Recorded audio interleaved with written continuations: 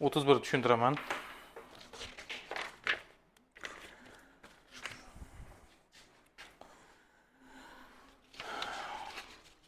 To'rtta sonli to'plam bor ekan. U demak aylana shakldagi berilgan. A, B, C sonli to'plamlari bor. Demak, A to'plam bilan C to'plam birlashmasi, B to'plam bilan D to'plam birlashmasidan hosil bo'lgan to'plamlarning kesishmasi so'ralyapti. Bu yerda oldik, hammasi yozib chiqilgan. A to'plam bilan C to'plamni, demak, birlashmasi mana bu aylana bilan bu aylananing ichidagi barcha sonlar olinadi. A, B to'plam bilan D to'plamning birlashmasi esa mana bu aylana hamda bu aylana ichidagi barcha sonlar kiradi birlashmasiga. Ana endi shu ikkita qavs yozib chiqdik mana.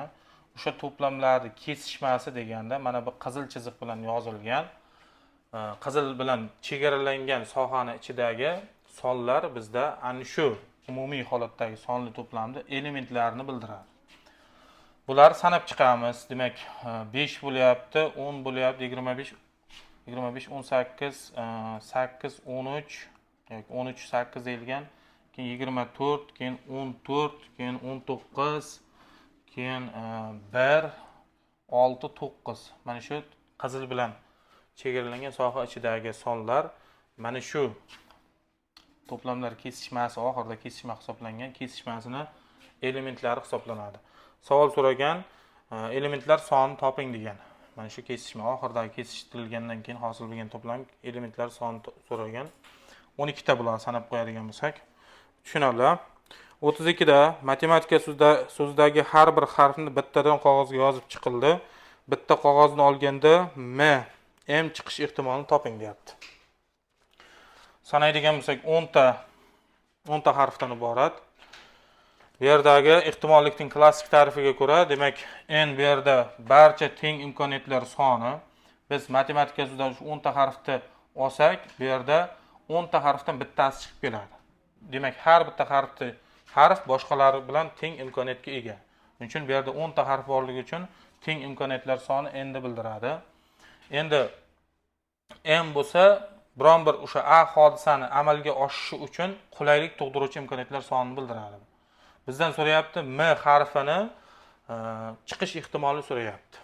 Endi m harfini chiqishini biz a hodisa deydigan bo'lsak, mana shu hodisani amalga oshirishda qulaylik tug'diruvchi imkoniyatlar soni m 2 ga teng bo'lib qoladi. Endi mana bu m bilan mana bu m bir xil bo'lib qoldi. Endi formulada mana yozib qo'ydik.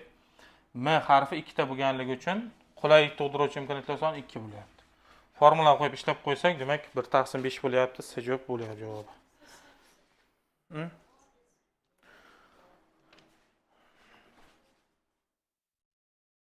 Hech narsa qilmaydi. O'lib qolmaydi bu. 33 10 minutga. 33 ta demak nima debdi ekan? Muntazam uchburchakli piramidaga konus ichki chizilgan. Konus asosan radiusi 4 ga teng. Muntazam uchburchakli piramidaga, demak, konus ichki chizilgan. Konus asosan radiusi 4 ga teng ekan. Piramida yon yoqlari asos tekisligi bilan 60 gradus burchak hosil qilsa, pi ni 3 deb oling deyapti. 33 shartida konusning yon sirtini yuzini toping deyapti. 34 da piramidaning yon sirti yuzini toping deyapti. 35 da piramida hajmini toping deyapti.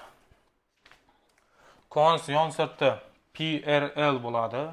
Bu yerda L yasovchi, konusning yasovchisi hisoblanadi.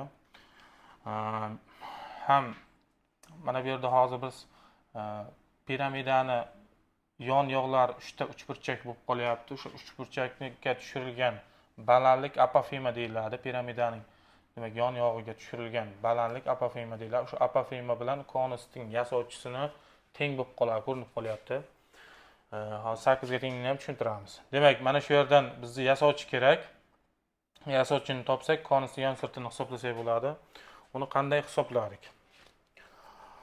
Mana bu yon sirti asos tekisligi bilan 60 gradus burchak hosil qiladiganligi uchun balandlik tushirdik. Konus asosining radiusi Bir 60 bo'lsa, bir 30 gradus bo'ladi. 30 gradus burchak qarshisidagi katet gipotenuzani yarmiga teng bo'ladi. Bir 4 bo'lsa, bu 8 bo'lib qoladi. Apofema 8 ekan. Konus yasovchisi ham 8 bo'lib qolar ekan. Shundan endi mana formula qo'yamiz. Yasovchini ham, apofemani ham topib oldik. P ni 3 deb oling degan P ni olib kelamiz. Radius o'rniga 4, yasovchini o'rniga 8 olib kelsak, ko'paytirsak 96 chiqib kelyapti. B javobda bor 96. 34 piramidaning yon sirti yuzini toping degan. Yon sirti yon yog'lari 3 ta uchburchak bor. 3 ta uchburchak. Asosi, demak, muntazam bo'lganligi uchun, tomoni A ga teng bo'lgan muntazam uchburchak bo'lganligi uchun apofema balandlik bo'lib qoladi. Biz asosiy apofemani ko'paytirib 2 ga bo'ladigan bo'lsak, yon yog'idagi bitta uchburchak yuzini hisoblaymiz. 3 ga ko'paytirsak, umumiy yon yog'ini topamiz piramidaning. Apofema bor, topdik. Bizga asos muntazam uchburchak bo'lyapti. Tomoni kerak. A ni topishimiz kerak. Uni mana bundan hisoblasak bo'ladi. Endi asos muntazam uchburchak bo'lyapti. Ichiga konusda asosi aylana bo'lyapti. Ichki chizilganda uchburchakka muntazam uchburchakka ichki chizilgan aylanan radiusi, demak, tomonidan, demak, tomonni 2/3 ga bo'lib topardik. Shu bo'yicha A ni topib olsak, radius o'rniga 4 topib hisoblab qo'ysak, 8/3 chiqib kelyapti. Buni ham topdik endi. Formula olib kelib qo'yamiz endi. 3 ko'payilgan tomoni uchburchak tomoni 8/3 ga teng bo'lyapti. Apofema 8 bo'lib, 2 ga bo'lyapmiz. 96/3 chiqib kelyapti. I javobda bor bu. 35 piramida hajmini toping deyapti. Piramida hajmini topish uchun asos uchburchak, muntazam uchburchak yuzasini piramida balandligiga ko'paytiramiz. Keyin 1/3 3 ga bo'lib qo'yishimiz kerak. Asosi muntazam bo'lganligi uchun muntazam uchburchak yuzi mana shu formuladan topiladi. Balandligi esa mana 60 gradus burchak qarshisidagi katet gipotenuzaning ildizosi 3/2 qismiga teng. Shuning uchun biz apofemaning ildizosi 3/2 qismiga teng dedik balandlikni. Apofemani 8 olib hisoblab qo'ysak, piramidaning balandligi 4/3 chiqib kelyapti. Endi mana formula qo'yamiz. 1/3 asos, demak, muntazam uchburchak yuzini hisoblash formulasi, keyin balandlik. Qiymatlarni olib kelamiz. 1/3 ildizosi 3 A u yerda, demak, 8/3 ga teng edi. Olib kelsak, kvadratga ochilib bu ko'rinishga keladi. Taqsim 4, balandligi esa 4/3 bo'lyapti. Hisoblab 192 ni chiqardik, javobi C javob bo'lyapti. 36 tenglamalar sistemasini yeching debdi. Tenglamalar sistemasi, demak, quyidagicha berilgan. A shartida, demak, tenglamalar sistemasi yechimlari mana shunaqa ko'rinishda bo'lsa, mana n ta bo'ladigan bo'lsa, shunaqa 3 ta bo'lsa, endi o'rnida 3 turadi. Biz yechimlari mana shu. Yechimlarni o'zaro ko'paytirganimizda ko'paytmasining eng katta qiymatini so'rayapti mana. Eng katta qiymatini so'rayapti. B shartida esa tenglamalar sistemasi nechta yechimga ega degan yechimlar soni so'ralyapti bu yerda. Xo'p, tepadan nima qildik? X ayrilgan y ni qoldirib, -1/4x y o'ng tarafga olib o'tamiz. Mana buni esa mana x kvadrat y kvadratda x minus y ning kvadrati plus 2x y deb yozib olamiz. Mana shu bizga x kvadrat plus y kvadrati beradi. 5 taqsim minusdan 5 taqsim 2x y desa, izidan yozib oldik mana. Bundan buni ayirib tashlasam, 2 dan 2,5 ayirib tashlasa, yarimta, ya'ni 1/2 x y qoladi. Keyin mana x ayrilgan y o'rniga 1/4 x y olib kelamiz. 1/16 x y kvadrat bo'ladi. Buni ayirganimda 1/2 x y qolyapti. X ko'payilgan x y bo'yicha, demak, tenglamani ishlab olamiz. 16 ni mana 1/16 ikkilar yo'qotish uchun 16 ga ko'paytirib olsam, demak, x y kvadrat bo'lyapti. Bu yoq 8 ta x y bo'ladi.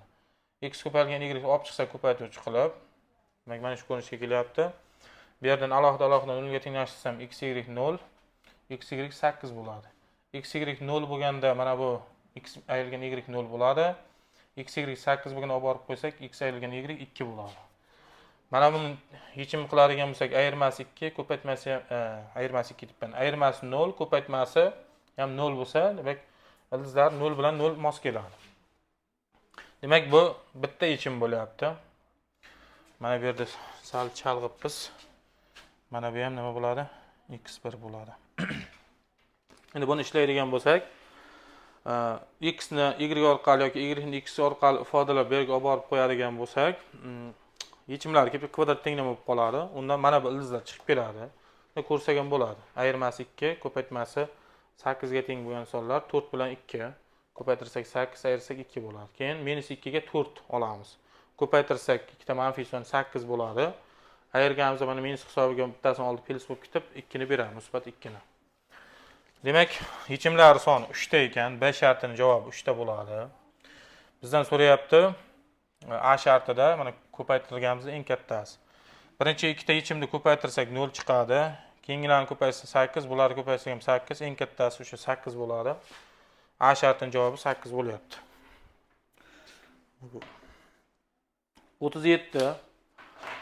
Tenglamani yeching debdi. A shartida tenglamani eng katta manfiy yechimini toping degan. B shartida minus p dan p oraliqdagi yechimlar sonini toping degan. Xo'sh, nima qildik? Mana uni sinusni ikkilangan burchak sinusi bo'yicha maydalasak, ikkita sinus x cosinus x deb beradi. Mana buni esa 4 ta cosinus kvadrat x qilib, ya'ni 4 ta cosinus kvadrat x ayrilgan bitta cosinus kvadrat x qilib olsak bo'lardi. Buni bu yoqqa o'tkazib qo'yapmiz. Shu ko'rinishda yozib olsak bo'ladi. Mana bu bizga sinus x plus cosinus x qaus kvadratini beradi. Bu esa ikkita cosinus x qaus kvadrat. Darajani pasaytirib olamiz plus minus qilib. Birinchi musbatlik uchun yechim qiladigan bo'lsak, demak, shunaqa yozyapmiz. Cosinus x bu tarafga o'tadi, bitta qoladi. Ikkita taraf cosinusga bo'lsak, tangens x 1 bo'lib qoladi. Tangens 45 gradusda 1 ga teng bo'ladi o'zi. Umumiy yechimlar soni sifatida qilib, mana p taqsim 4 plus p ga qo'ydik. Keyin manfiylik uchun ishladik. Yozib qo'ydik, minuslik qilib. Buni bu tarafga olib o'tsam, minusdan 3 ta cosinus x bo'ladi. Ikkita tarafni xuddi mana bunaqa cosinus x ga bo'lib olsak, tangens x minus 3 ga teng bo'lib qoladi. Ana endi bu yerdan tangens minus 3 ga teng bo'lyapti. Arctangens minus 3 qilsak bo'ladi yoki minusdan arctangens 3 plus p ga qilsak bo'ladi. Aytyapti A shartida tenglamaning eng katta manfiy yechimini toping deyapti. Eng katta manfiy yechimi minusdan arctangens 3 bo'lyapti. Nima uchun? Mana bunga minus 1 qo'yadigan bo'lsak, endi minusdan 3 pi taqsim 4 bo'lib qoladi. Minusdan 3 pi taqsim 4 bu tarafga o'tib ketib qoladi mana. Burchak bo'yicha mana bu yoqqa o'tib ketib qoladi. Bu yerdan minus qo'yadigan bo'lsak, endi manfiyga ketib qoladi. O'zi mana manfiy ildiz bo'lgani uchun minus qo'ymaymiz. Eng katta manfiy ildiz so'ragan. K ga 0 qo'yamiz. Mana bu yerda oladi u. 4-chorakda mana shu yerda oladi. Endi burchak bo'yicha modul jihatdan bu katta bo'ladi, lekin oldida manfiy bo'lgani uchun manfiylar uchun eng katta bo'lsa, biz mana buni olsak to'g'ri bo'ladi. Demak, A shartining javobi minusdan arctangens 3 ga teng bo'lar ekan. B shartida minus p dan p oraliqdagi yechimlar sonini toping deyapti. Minus p mana bunday aylanamiz. So'z tilkasi bo'yicha aylanamiz. Minus p dan p gacha bo'lyapti. Birinchi mana bu yechimlarni qidiradigan bo'lsak, k ga minus 1 qo'ysam, xuddi mana bunaqa mana minus 3 pi taqsim 4 bo'lganda o'sha yerga boradi. Bu yerda bitta ildizi bor.